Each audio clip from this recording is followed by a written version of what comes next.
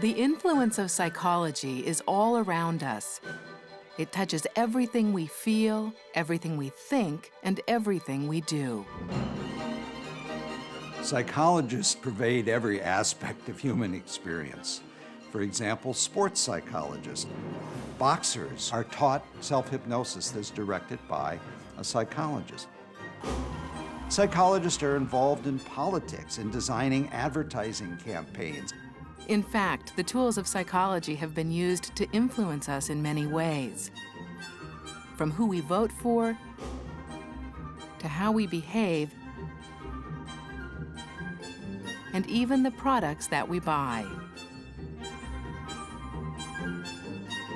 1, 0, and liftoff. Even in outer space, the astronauts are studied by psychologists to what task should you be asked to do, what task should you not be asked to do.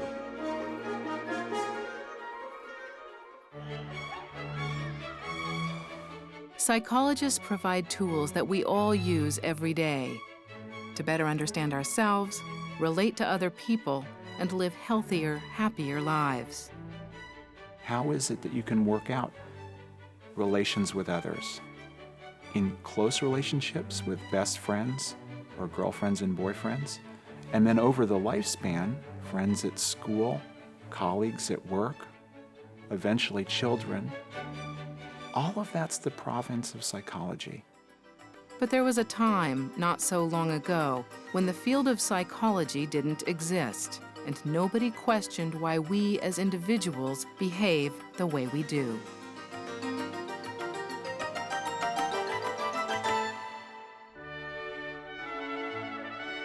The 1600s marked a period of great scientific discovery in Europe. Sir Isaac Newton had just discovered gravity, and Galileo had come to realize that the Earth was not the center of the universe. And a new invention called the mechanical clock had just been unveiled. For scientists, this technological wonder became a metaphor for the universe, a great machine that was mechanically determined and easily explained. Similarly, the human mind was thought to be as precise and predictable as a clock. Surely it was only a matter of time before scientists would find a way to peer inside and watch its gears and levers at work. There they would find a simple scientific explanation for all human behavior. For 200 years, this concept remained untested. And then in the 19th century, the first psychologists entered their labs and the science of psychology was born. In 1879, a German researcher, Wilhelm Wundt, set out to apply scientific methods to the study of the mind. Like a chemist, he hoped to break down mental processes into their basic elements. Using simple brass instruments, he measured things like vision, hearing, and reaction time. Wilhelm Wundt was trying to see what would happen when you, for example, drop a ball on a platform, how much time would occur between the bouncing of that ball and the subject's hitting a telegraph key saying he or she heard that ball. And by using various objects, various stimuli, trying to get these reaction time responses, the science of psychology was born. But there was a problem. Wundt's experimental psychology was confined to the laboratory. His observations and detailed descriptions didn't help solve any real-world problems. Psychology had to find its place amongst established sciences, biology, physics, chemistry. And in those sciences, they had demonstrated that the principles derived from the lab had practical applications to everyday life. So in the chemistry department, they could make a better soap. In the biology department, they could build a better chicken. Psychology had to show that it had something to offer. At the same time, a completely different kind of psychology was emerging in Vienna. It was there that a young doctor began investigating a cure for a mysterious disease called hysteria.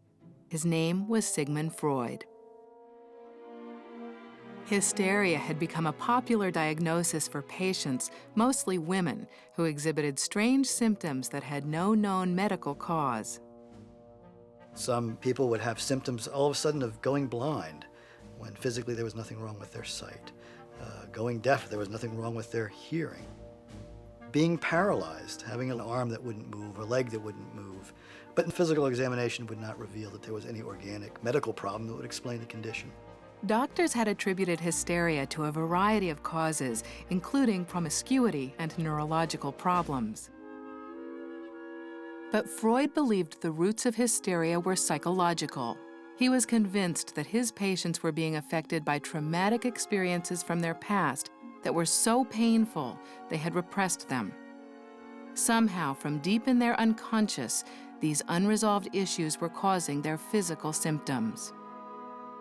Freud's treatment was simple but effective. What Freud and some of his colleagues found was that by simply talking to people, that oftentimes they would begin to have some recollection of events that were particularly traumatic, and that by talking about them, either consciously or under hypnosis, that those symptoms would disappear. The idea that psychological problems could cause physical symptoms was radical. But even more radical was the idea that the mind is not entirely conscious and rational.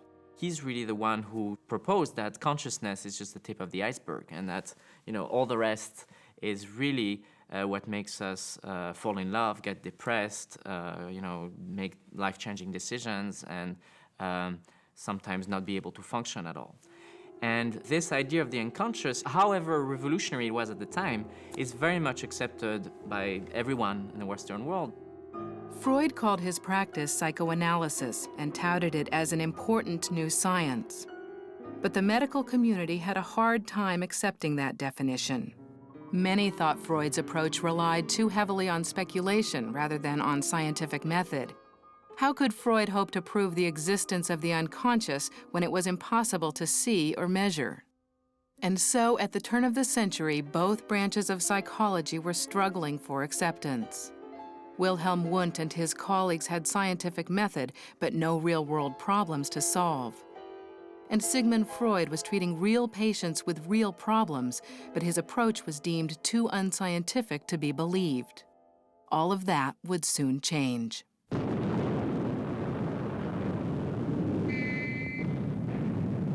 In 1914, Europe went to war.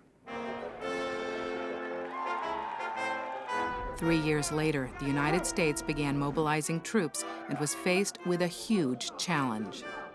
Here you have a nation going to war. Here you have over 1 million young men coming to serve. And the question is, who's going to do what? Who's going where? What are they going to do?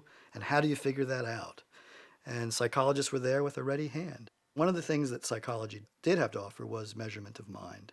So they formed a unit for classifying recruits. One of the beginnings was the assessment of intelligence. Building on the tests developed by Wilhelm Wundt and his followers, psychologists devised the first large-scale IQ tests.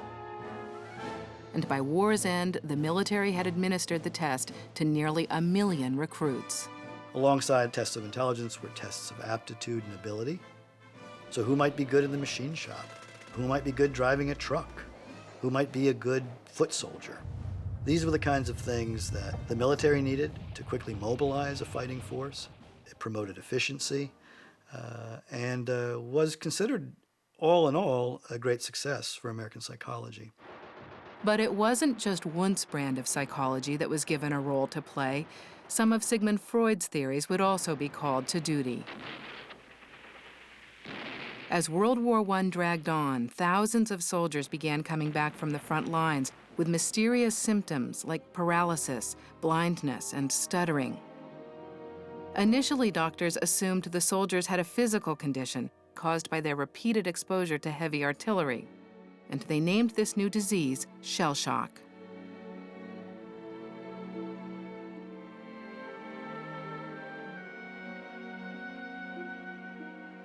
When no physical cause for the symptoms was discovered, shell shock was redefined as a form of male hysteria. Finally, psychologists were called in. In time, Freud's talking therapy got thousands of shell-shocked soldiers back on their feet.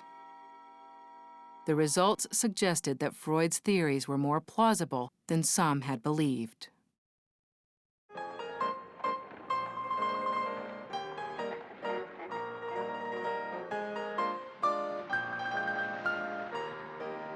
By the end of World War I, psychology had gained new credibility in the eyes of the American public.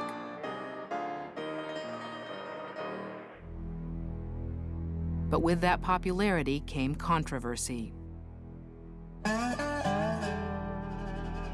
In the 1920s, the military published the results from their IQ tests. The findings stirred a national debate. Some of the findings were, for example, that the average American male had the mental age of, I think, a 12 or 13-year-old. The data was read to say that Southerners were not as intelligent as Northerners, and African Americans were less intelligent than whites. It reinforced stereotypes, particularly against African Americans, that were very long-standing and difficult to overcome. Only later would experts come to realize that the tests were biased towards the men who had created them, white, Northern, and college-educated. But for the moment, the results were considered highly scientific and the damage was done. At a time when there were already concerns about the growing number of immigrants flooding the country, the data only heightened fears. Some wondered if this surge in minorities would taint the nation's gene pool. Out of these concerns grew a new social movement that set up rigid genetic standards and encouraged only those who met a particular genetic ideal to reproduce. It was called eugenics. Those people that believed we were born with our intelligence believed that either you had it or you didn't.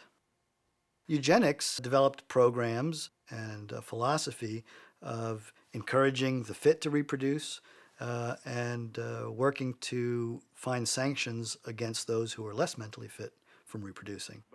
But who decides who's mentally fit? The feeble-minded child is also a problem to the community. He must be taught in special classes for the retarded. He continues. The members of the eugenics movement took it upon themselves to decide. These children are also a social problem. They are easily led into delinquency, and if not rigidly supervised, are likely to marry and reproduce their kind. So we get into difficult issues, sterilization. And in fact, there were institutions in America that routinely sterilized those who were deemed to be mentally defective. But for a growing number of psychologists, the key to creating a more mentally fit America lay not in people's genes, but in their environment.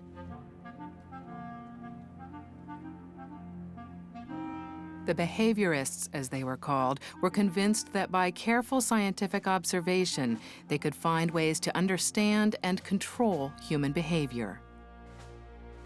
These men were very concerned, now not with plumbing the depths of the human mind, as Freud was, but with really trying to understand how it is that behavioral patterns are built.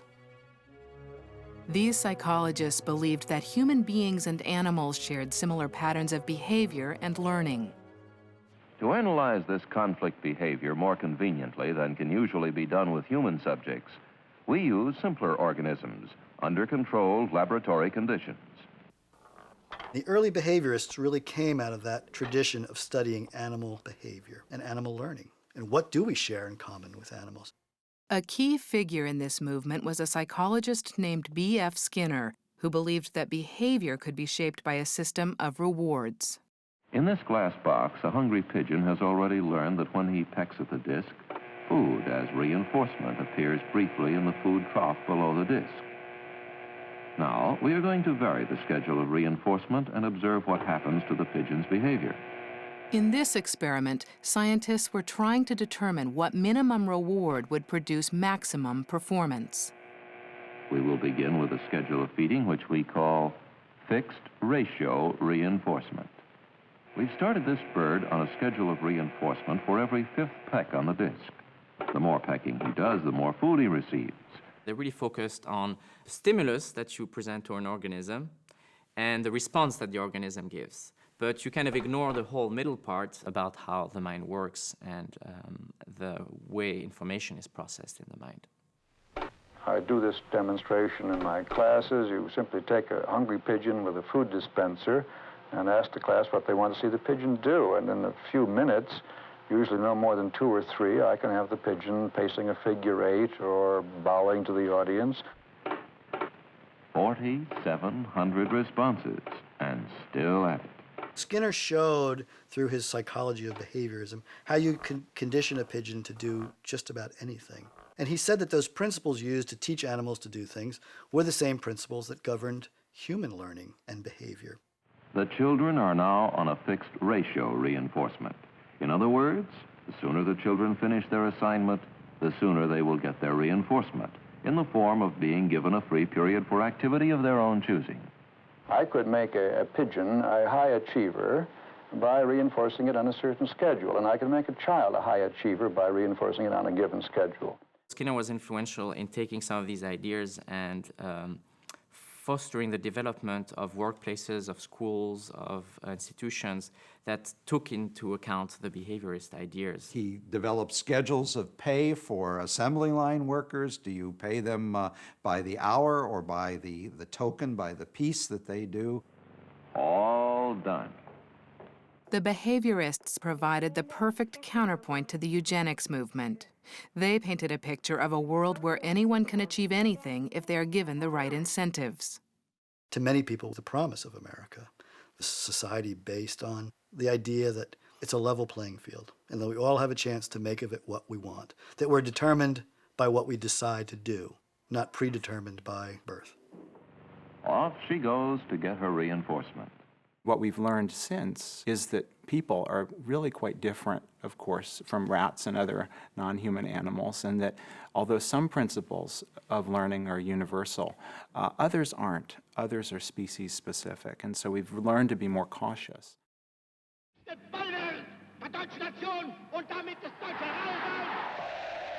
While Americans were exploring new ways to improve behavior, a rising political leader in Germany was promoting a new extreme form of eugenics, one with horrifying consequences. During World War II, Adolf Hitler would order the systematic annihilation of more than 6 million Jews, gypsies, homosexuals, and the mentally and physically disabled. In the years that followed, the world struggled to come to terms with the Holocaust, and so too would psychologists. Social scientists were very much interested, confused, and concerned about how such a horrible event could occur. How could human beings be so cruel to other human beings? And it was a fair question.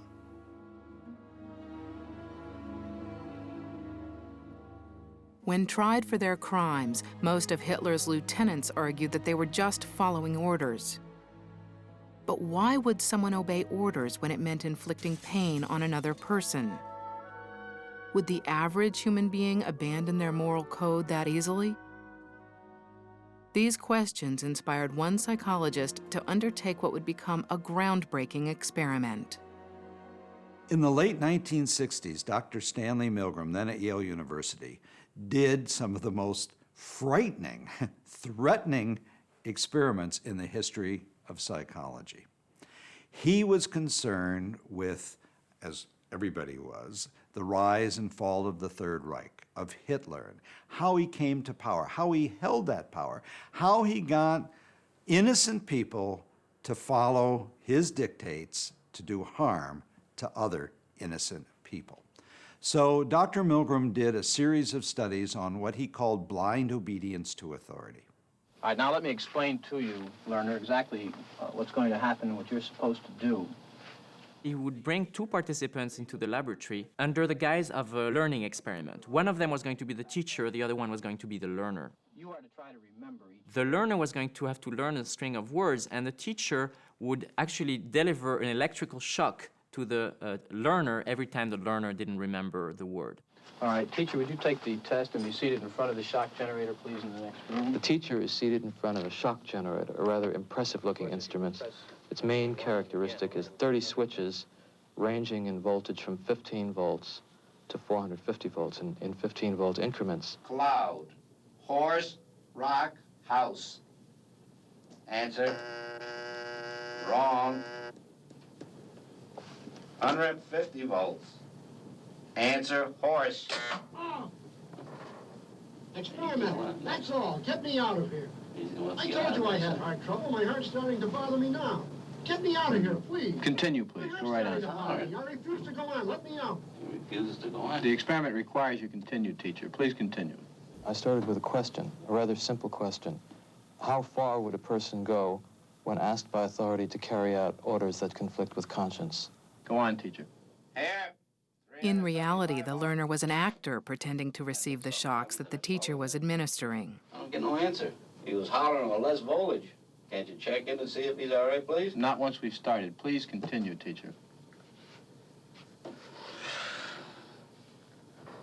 Cool. Day, shade, water. What's most striking to us is not necessarily that people forget words. What's striking to us is that people will go give these electrical shocks to another participant just because an experimenter is instructing them to do so. Continue, please. I'm up to 390. Continue. Psychologists predicted that of the first 40 subjects that were tested, only 0.5% would deliver the full range of shocks. But in fact, the results were far more dramatic. 65% of the sample of these volunteers went to the end of the board and gave 450 volts of shock to an innocent person in the next room. These people will blindly follow an authority's word as long as the orders were perceived as coming from an authority. What we as psychologists have begun to realize is that the power of the situation in terms of our doing evil is sometimes much more powerful than our personalities. Most people, when describe this thing, I wouldn't be like that. But you never know until you're in that situation.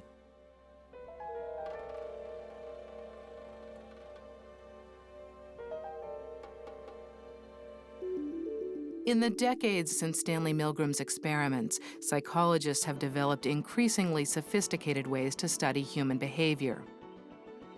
And the field of psychology has grown to include hundreds of thousands of professionals with a vast array of specialties. They range from clinical psychology, community psychology, child psychology, the psychology of the aged, perception, learning, motivation, biopsychology, women's studies, any endeavor that humans are involved with as a psychologist looking at that behavior. For example, advances in brain imaging techniques now allow psychologists to directly observe mental activity as it happens. Much as scientists in the 1600s had imagined, we can now literally look inside the human mind and watch it work. We can take measurements of someone who's thinking certain thoughts, hearing certain things, viewing certain materials, and we can look at which brain regions are relatively activated as they do each of these tasks. By directly observing the brain at work, even Sigmund Freud's theories about the unconscious are being validated. Through careful experimentation, we can show that a participant may, for example, unbeknownst to them, be biased towards men, be biased towards a certain ethnic group, and so on. And that doesn't sound like it's Freudian, but it does, in many ways, go back to this idea that there are things inside of us that influence our behavior and that can crop up without us realizing.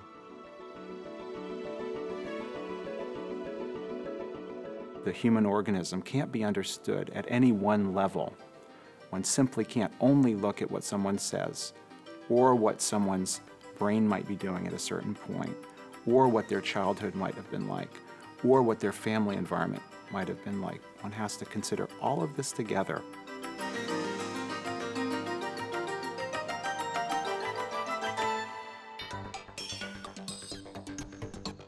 As society has undergone dramatic change, the field of psychology has had to keep pace.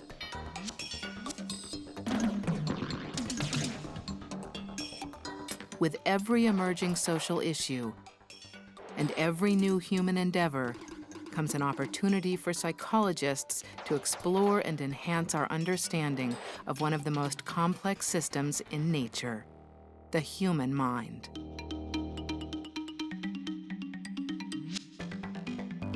This science isn't done in a vacuum. Psychologists are concerned with human welfare. And I think that's a tradition that I'm proud of. I think that's something that keeps a lot of us going.